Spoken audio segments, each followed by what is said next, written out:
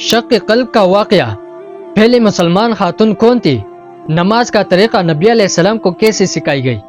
ابو ذر غفاری رضی اللہ تعالیٰ عنہ سے مروی ہے کہ میں نے رسول اللہ صلی اللہ علیہ وسلم سے پوچھا کہ پوری طرح علم اور یقین ہونے تک پہل آپ کو کیسے معلوم ہوا کہ آپ نبی ہے؟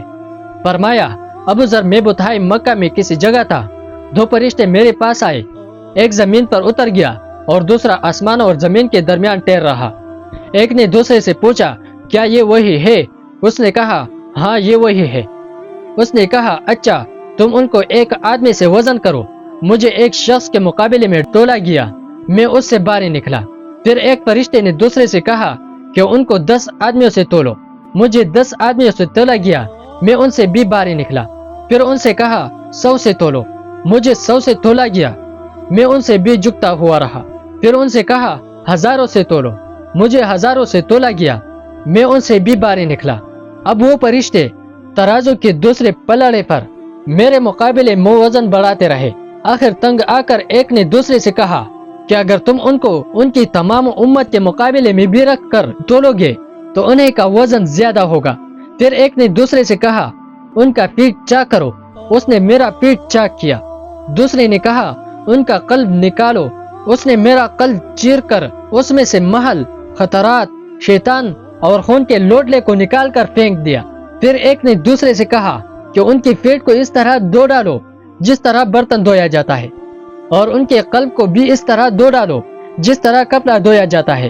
پھر اس نے ایک چوری طلب کی جو سفید بلی کے چہرے کے مشابہ تھے، وہ میرے قلب میں داخل کی گئی۔ پھر ایک فرشتے نے دوسرے اپنے ساتھی سے کہا کہ ان کے پیٹ پر نشان کر دو۔ ان دونوں نے میرے پیٹ پر نشان ڈال دی اور مہر کو میرے دونوں شانوں کے درمیان کر دیا۔ اس کے بعد ہی وہ میرے سامنے سے چلے گئے۔ یہ واقعہ مجھے اس طرح یاد ہے کہ گویا اب میرے نظر کے سامنے ہے۔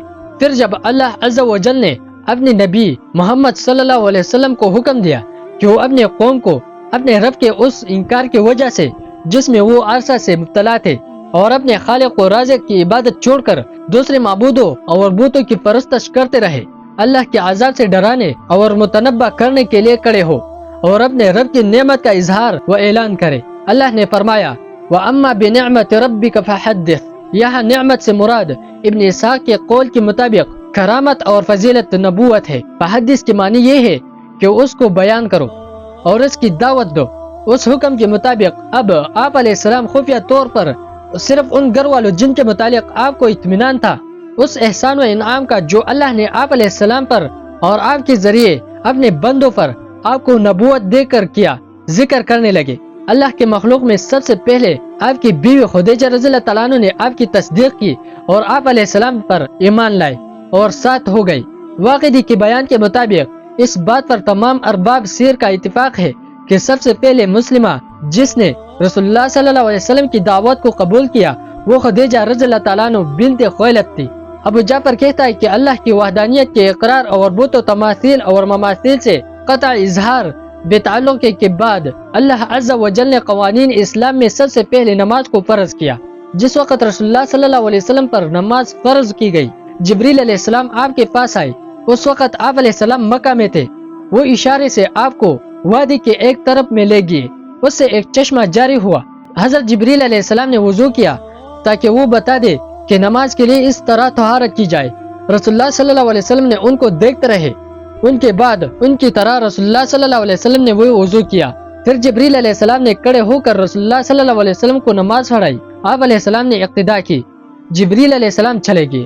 آپ علیہ السلام خدیجہ رضی اللہ تعالیٰ عنہ کے پاس آ گئے اور جس طرح آپ علیہ السلام نے حضرت جبریل علیہ السلام کو وضو کرتے دیکھا تھا اسی طرح آپ علیہ السلام نے خدیجہ رضی اللہ تعالیٰ عنہ کو بتانے کے لیے کہ نماز کے لیے طہارت اس طرح ہوتی ہے ان کو سامنے وضو کیا۔ اس کے بعد جس طرح جبریل علیہ السلام نے آپ علیہ السلام کو نماز پڑھائی تھی آپ علیہ السلام نے خدیجہ رضی اللہ تعالیٰ عنہ کے ساتھ نماز پڑھی اور انہوں نے آپ کی اقتداء کی۔